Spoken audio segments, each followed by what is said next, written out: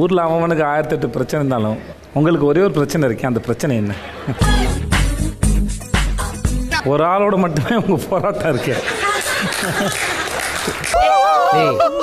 அவனை சிரிக்க வேணா சொல்றா. அவர் சொல்றதை நாங்கள் எல்லாமே ஏற்றுக்கிறோம். அவங்கனா யாரு? அவர் அண்ணன் சொல்றது தர்பீஸ். வீடு ஃபுல்லாக சுத்த வைக்கிறார் சார், தல்காணி வச்சுட்டு தூக்கம் வராது.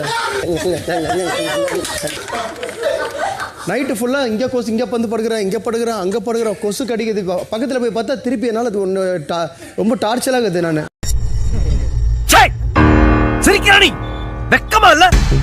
என்ன பண்ணுறதுன்னு தெரில சார்.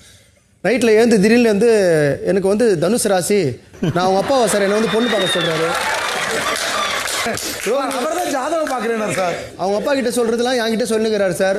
ரோகிணி நட்சத்திரம், தனுசு ராசி, வெளியே போனால் எனக்கு கல்யாணம் ஆகும்மா, இதெல்லாம் என்கிட்ட கேட்டுக்கிறாரு. என்ன பண்ணுறதுன்னு தெரில சார். அடுத்து வேற பிரச்சனை கொரட்டை தான்.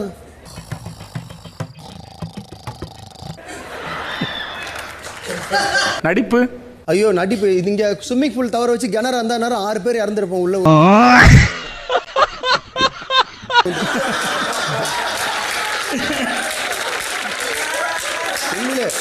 அவ்வளோ நரக வேதனையாக எனக்கு ஒரு வாரம்.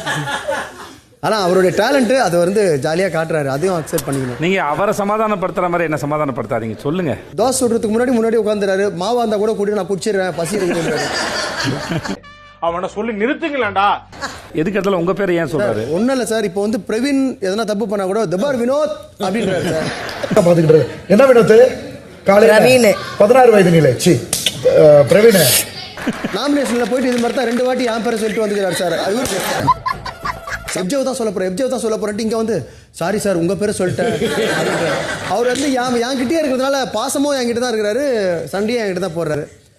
ஓகே, உட்காருங்க. நன்றி மேம். அது என்ன எதுக்கெல்லாம் வினோத்ன்ற பேர் எதனால் எப்படி அது வந்துச்சு? பிரவீன் பேரை முதல்ல யூஸ் பண்ணுங்க சார். அது பிரவீன் வந்து வினோத்னு மாற்றி ஸ்டோர் ஆயிடுச்சு சார். அப்புறம் போக கரெக்ட் பண்ணாரு.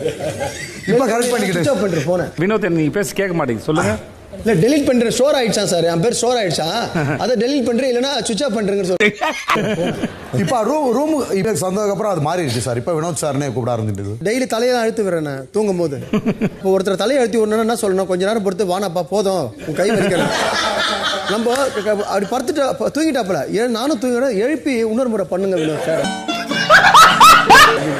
நைட்டு ஃபுல்லாக தலையை அழுத்தி விடுறேன். சரி பாவம் அண்ணன், ஏன்னா மூளை ரொம்ப குழம்பி போயிட்டு இருக்குது, ரெடி பண்ணுறேன் ஓரமாக அப்படி ரெடி பண்ணி சரியா சார் ரெடி பண்ணுறேன். சென்ட் கொடுத்த அக்தர்ல சார், அது எல்லாருக்கும் கொடுத்துன்னு வரிசையாக வந்தேன் சார்.